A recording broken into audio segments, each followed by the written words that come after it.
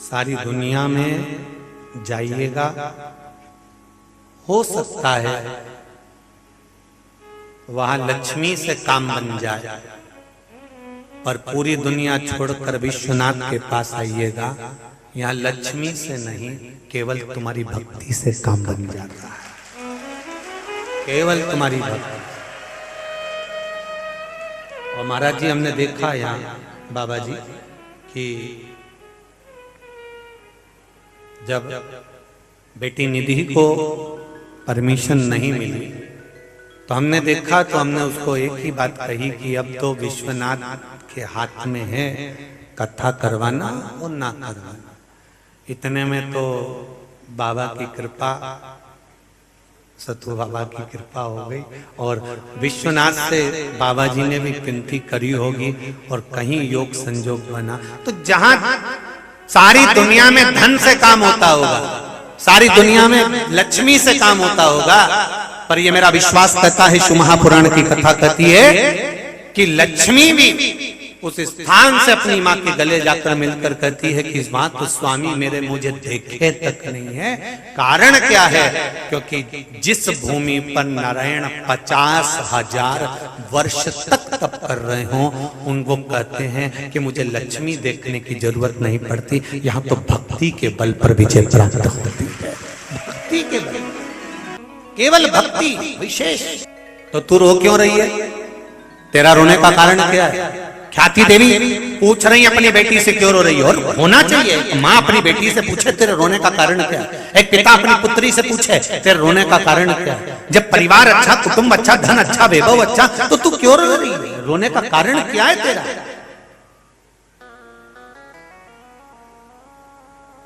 माँ, स्वामी ने मुझे देखा नहीं, तो तू भी तप साधना में लग जा, तू भी तप साधना कर, तू भी आराधना कर, तू भी भक्ति धारण कर। कौन माँ होगी जो अपनी बेटी से कहेगी कि ये काम कर? जब भी विवाद होता है तो एक ही चीज के पीछे होता है कि ये मुझे कहीं घुमाने नहीं ले जाते हैं। सबसे बड़ी लड़ाई इसी बात की चालू हो जाती है कि मम्मी ये मुझे कहीं नहीं लेके जाते, अकेले चले जाते हैं, मुझे कहीं घुमाने नहीं ले जाते। तो तुमने अपनी बेटी को ये समझाया कि बेटा एक काम करा कर, तू घूमने जाने की जगह बोला कर मुझे विश्वनाथ ले चलो, मुझे केदारनाथ ले चलो, मुझे महाकाल ले चलो, मुझे नागेश्वर, मुझे सोमनाथ ले चलो। कभी कभी अब नहीं ले जा रहा कहीं घुमाने की, मेरे को ऊटी नहीं ले जा रहे, गोवा नहीं ले जा रहे, तो तू कह दिया कर मुझे विश्वनाथ ले चलो, चलो वहां चलो। तो उससे क्या होगा? तो माँ ख्याति देवी ने अपनी बेटी को कितना सुंदर ज्ञान दिया है। जरा मैं हर माता से निवेदन करूंगा कि बेटी जब रोकर आपके गले लगे और कहे कि मेरा पति मुझे ध्यान नहीं देता, तो आपको कहना है कि वो अगर ध्यान नहीं दे रहा तो तू एक काम कर कि वो भी भक्ति में डूबा है तो तू भी भजन में डूब जा, थोड़ा स्मरण में डूब। तो लक्ष्मी जी ने पूछा मैं कहां जाकर तप करूं, मैं कहां जाकर तप करूं? मेरे तप करने का स्थान बता। उन्होंने काशी ढूंढी है तो मुझे भी काशी चाहिए। अब जितने फिर वही वाली बात आ गई कि दुर्योधन और रावण ये दोनों में महापाप, सबसे ज्यादा पाप किसने करा था? बोलो री जी और जरा बोलो। दुर्योधन ने ज्यादा पाप करा था कि रावण ने ज्यादा पाप करा था? बोलो, जम के बोलो जरा। दुर्योधन ने ज्यादा पाप करा था। रावण ने तो करा ही क्या था? सीता जी को हर के लाया ने अशोक वाटिका में रख दिया।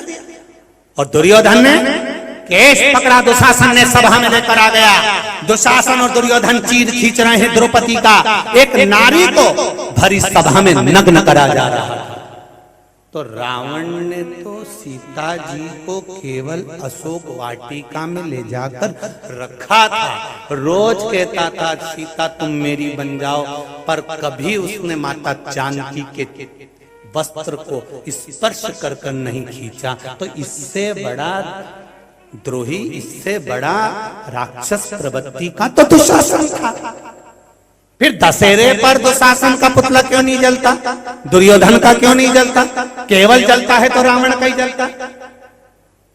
इनसे बड़ा पापी तो वो था कि उसने पाप कर्म कर दिया था, एक नारी के वस्त्र को भरी सभा में खींच दिया था। कारण क्या था? बस एक कारण था जिसके कारण रावण के पुतले को आज तक जलाया जाता है कि दुशासन दुर्योधन अपनी माता और पिता के पास में बैठकर, धृतराष्ट्र गांधारी के पास में बैठकर, अपने परिवार वालों के पास में बैठकर अपनी जिद को छोड़ देते हैं और लंकाधिपति रावण मरते दम तक अपनी जिद नहीं छोड़ा। जो जिद नहीं छोड़ता उसका अंत बुरा हो जाता है, इसलिए रावण का अंत बुरा हो। जिद छोड़ना पड़ता। माता लक्ष्मी ने कहा जब मेरे पति काशी में तप कर रहे तो मुझको अभी काशी चाहिए, मैं बिना काशी के तप नहीं करूंगी। तो माता ख्याति देवी ने कहा चले जा काशी में, जा तू भी जा काशी में, वहीं पे तप कर ले। नहीं, मैं नहीं जाऊं। कई माताएं जब लड़ाई कर लेती ना अपने पति से, पत्नियां, तो वो कहती इनकी गाड़ी में तो बैठ के नहीं जाऊंगी तो नहीं जाऊंगी, ये अलग गाड़ी में जाए, मैं दूसरी गाड़ी में जाऊंगी। तो पति बेचारा फिएट में गया और ये एम्बेसडर में गया।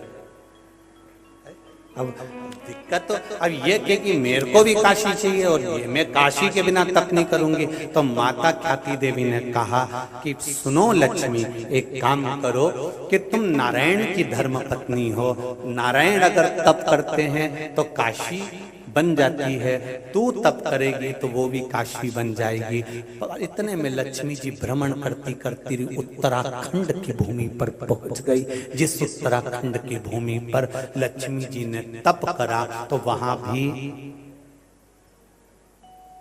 एक काशी यहां है और एक काशी, कौन सी काशी कहते हैं उसको? जम के बोलो जरा। उत्तर काशी। वहां पहुंच गई माता लक्ष्मी।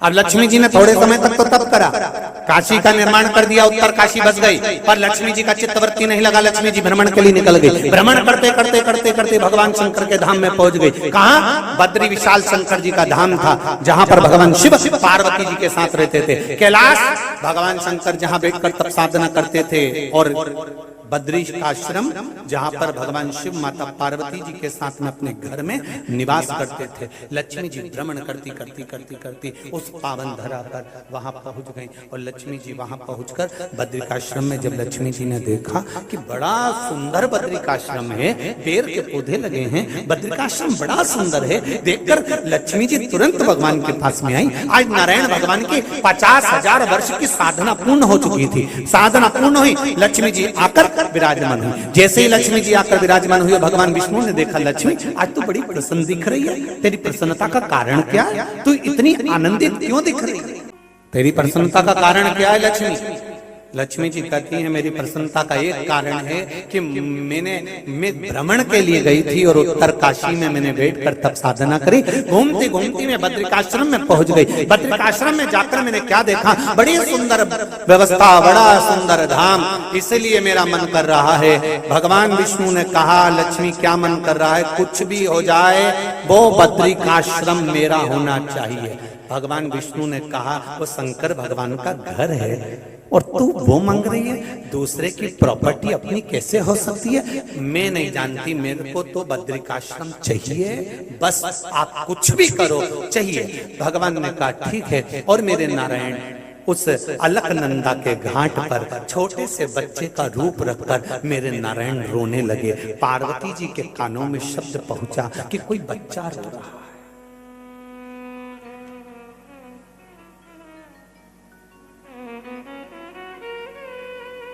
ये काशी की कथा चल रही है, ये काशी का महत्व चल रहा है।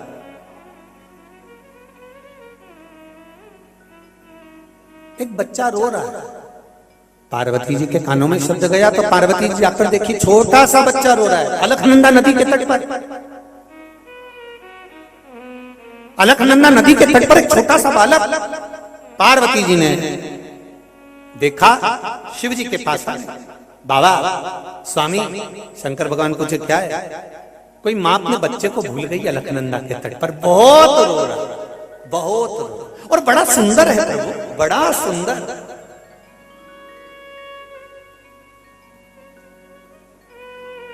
शंकर भगवान बोले पार्वती मैं आंख बंद करके तप साधना में बैठ रहा हूं, तुम भी मेरे पास में आंख बंद करके तप साधना में बैठ जाओ।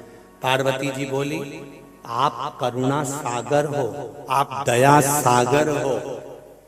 भगवान शिव बोले वो सारा सागर में जान गया, पर तू चुपचाप मेरे पास में बैठ जा। आप एक छोटे से बच्चे पर दया नहीं कर सकते? भगवान बोले दया ही दुख का कारण हो जाएगी, पार्वती चुपचाप बैठ जा। पार्वती जी बोली सारी दुनिया आप पर विश्वास करती है और एक बच्चा रो रहा है, आप उसको बचाना नहीं चाहते? शंकर भगवान बोले पार्वती मैंने कहा ना चुपचाप मेरे पास में आकर बैठ जा। पार्वती जी बोली मैं उस बच्चे को लेकर आऊंगा।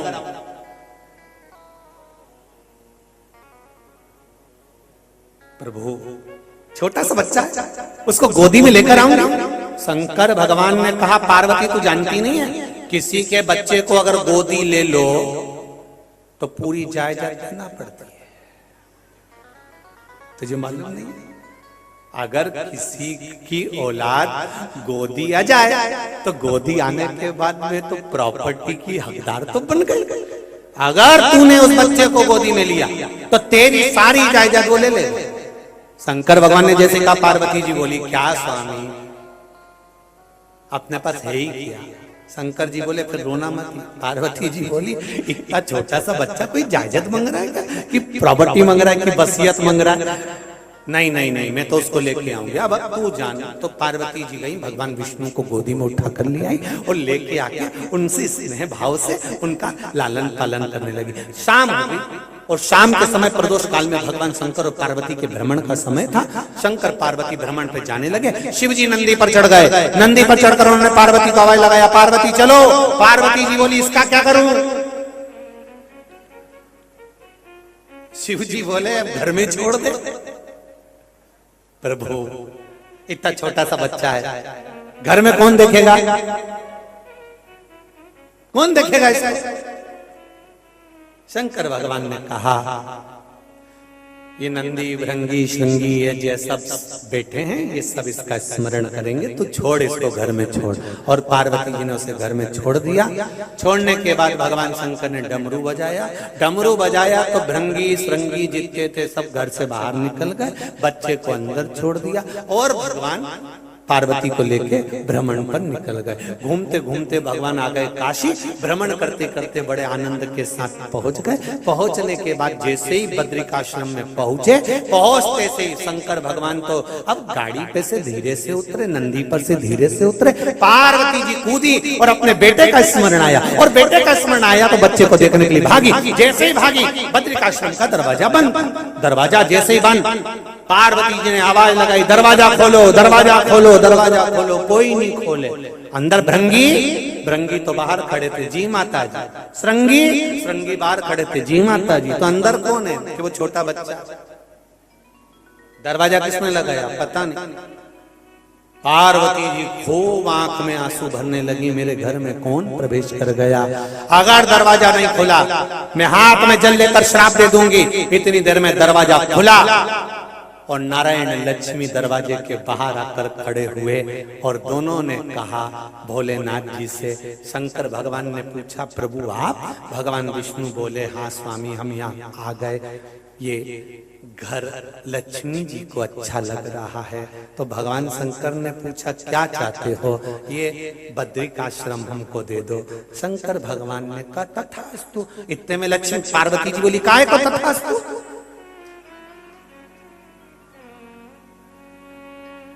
ये काय को तथास्तु? अपना घर अपन नारायण को दे देंगे। हाँ अपन कहां रहेंगे?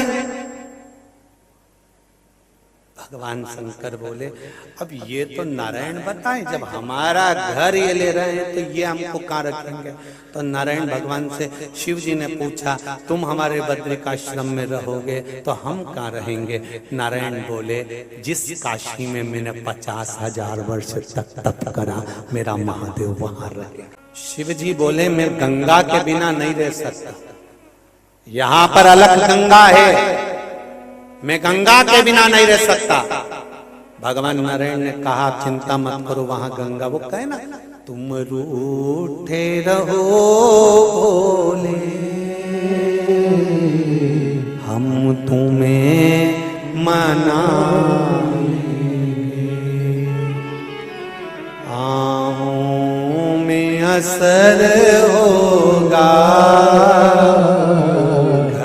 बैठे बुलाएंगे। तुम कहते हो भोले हमें गंगा प्यारी है, तुम कहते हो भोले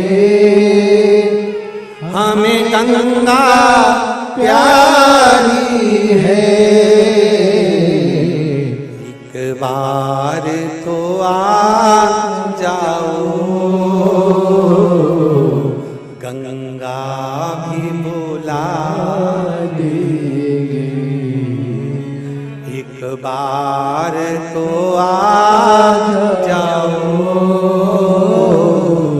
गंगा भी बुला देंगे। तुम रूठे रहो भोले हम तुम्हें मना लेंगे। आप आओ तो भगवान विष्णु ने कहा जाओ, जाइए काशी, गंगा पहुंच जाएगी। आप दे दिया बद्रिकाश्रम। भगवान नारायण ने अपना, भगवान शंकर ने अपना धाम बद्रिकाश्रम भगवान नारायण को दे दिया।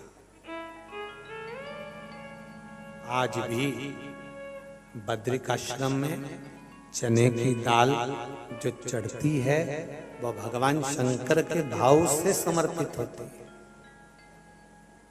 आपने बद्रिकाश्रम में कुछ चढ़ाया ना चढ़ाया, पर वहां चने की दाल का महत्व ज्यादा है।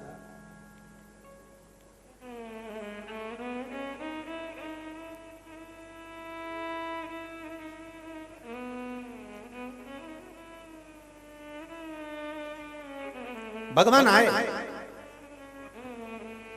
स्वयं नारायण लक्ष्मी भगवान शंकर को लेकर, बिंदु माधव स्वयं इस काशी की पावन धरा पर भगवान शंकर को लेकर आए।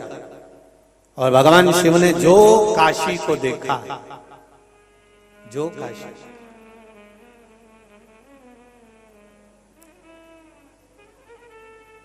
देख कर मेरे देवादिदेव महादेव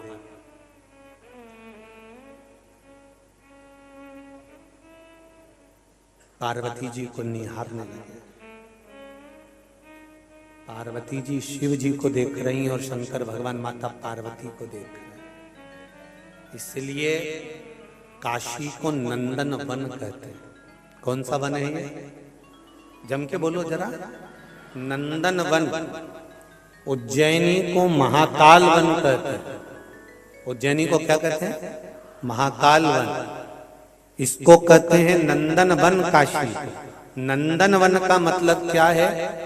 भगवान शंकर के 13 बच्चों में से कई संतान काशी के नंदन वन से प्रकट हुई, जैसे अशोक सुंदरी ये नंदन वन से प्रकट हुई। अशोक सुंदरी का जन्म ही नंदन वन का।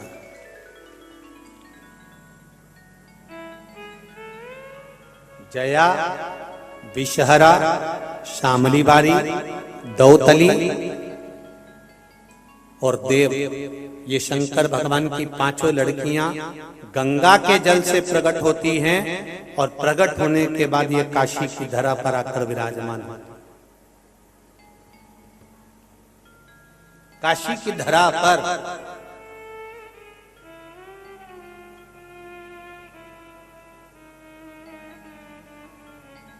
संपूर्ण नगरी।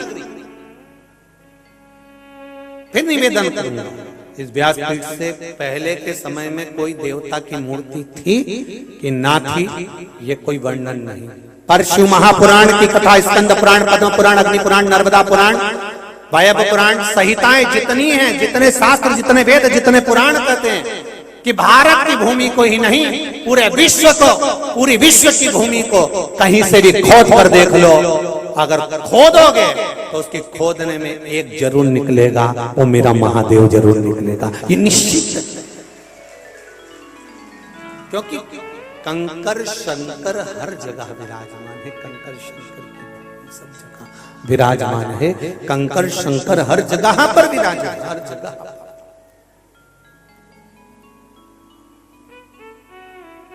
वो प्रकट है, प्राप्त है। महाराज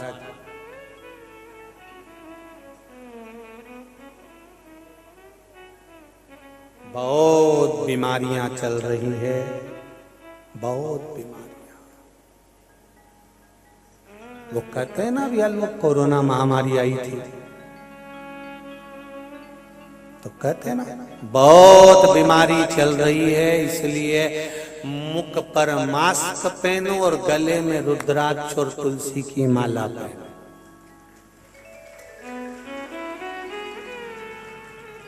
क्या क्या पहनना है, जरा जम के बोलो जरा। मुंह पर मास्क और गले में रुद्राक्ष और तुलसी की माला। तो कहोगे महाराज जी ये मास्क पहना ये तो ठीक है कि ये बीमारी को रोक देगा, तो ये रुद्राक्ष और तुलसी की माला ये काई के लिए पहना रहे हो?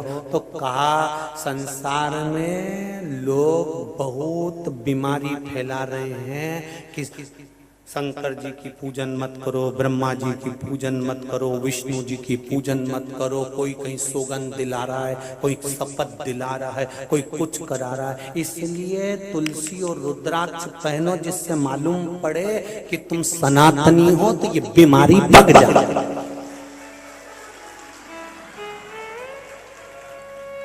ये बीमारी को रोकने का क्रम है। मुख पर मास्क लगाइए, बीमारियां ज्यादा चल रही है, इसलिए मुख पर मास्क होना चाहिए और गले में तुलसी और रुद्राक्ष की, जम के बोलो जरा, माला होना चाहिए। फिर निवेदन करूंगा, सुंदरता होगी तो लुच्चों की नजर होगी, अगर गले में चेन होगी तो चोटों की नजर होगी, और गले में रुद्राक्ष होगा तो महादेव की नजर होगी। ये निश्चित है, निश्चित पहनो। मुख पर मास्क पहनिए और गले में तुलसी और रुद्राक्ष की माला पहनिए। बीमारियां बढ़ रही है, बहुत बीमारियां। लोग लगे हुए हैं सनातन धर्म को तोड़ने में, लोग लगे हैं सनातन धर्म को कमजोर करने में, लोग लगे हैं सनातन धर्म को नीचा दिखाने में। अगर गले में तुलसी की माला और रुद्राक्ष की माला होगी तो ये निश्चित है सामने वाला पहचान जाएगा। हम पहले भी कहे थे, श्रवण कुमार ने अपने मामा जी को तिलक से पहचाना था, केवल तिलक से। और श्रवण कुमार ने कह दिया था, मामा जी भेद बता देना, पितुमात को नीर पिला देना। मेरे पांव पड़ी जंजीर, हुआ अंधियारा और जल भरने गया बेचारा। श्रवण कुमार केवल मामा के मस्तक पर सूर्यवंश का तिलक देखा था और दशरथ जी को कह दिया था कि तुम मेरे मामा हो। दशरथ जी ने पूछा, मैं तेरा मामा कैसे? तो श्रवण कुमार ने कह दिया था, मेरे माता पिता शांति मुनि और सुहांगी का मैं पुत्र हूँ। और आप, मैंने माँ से पूछा था तेरे मामा कैसे लगते हैं? मेरी माँ ने कहा था तेरे मामा के मस्तक पर सूर्यवंश का तिलक है। आपके मस्तक पर तिलक देखा, इसलिए पहचान गया कि आप मेरे मामा। मैं आपको पहचान गया।